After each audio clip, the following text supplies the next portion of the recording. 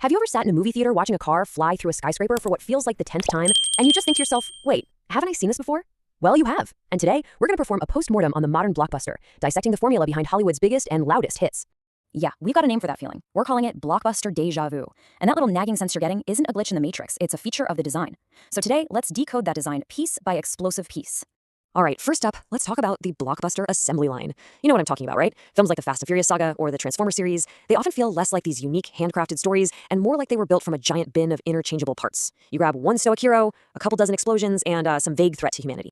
And the philosophy, the main blueprint guiding this whole assembly line, it's beautifully simple. More is always more. More fireballs, more sequels, and definitely more slow motion shots of our hero walking away from something that just blew up. What about nuance? Subtlety? Yeah, those are expensive extras that just didn't make the final cut. So what's the very first component that gets pulled out of that part's bin?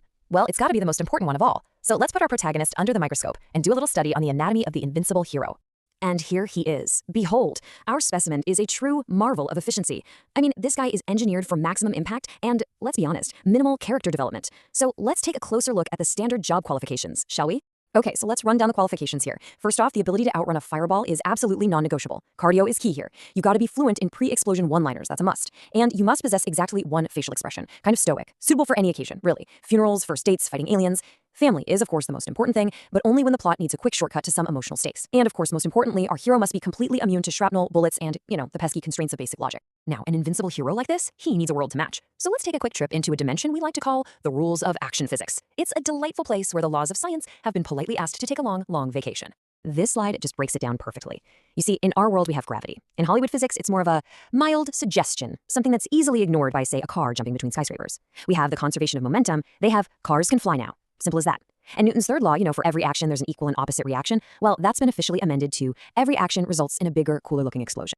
So, how does our hero navigate this absolutely chaotic world? Well, it's easy. All you have to do is follow this simple 3-step survival guide. Step 1, always turn your back to the big explosion. Looking at it is for amateurs. Step 2, walk away, slowly, calmly. See, running implies you're concerned. And step 3, under no circumstances should you ever flinch. The shockwave, it respects coolness.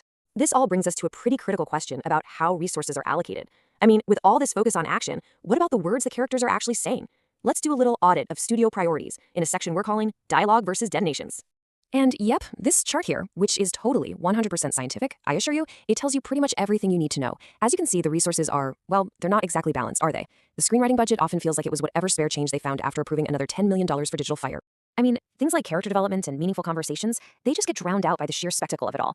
This quote right here, it perfectly sums up the script of pretty much every major action sequence. An important plot point? An emotional confession? Sorry, couldn't hear you. A helicopter just crashed into a tanker truck. Okay, so let's recap. We have an invincible hero, we have physics-defying action, and we have a script that's mostly just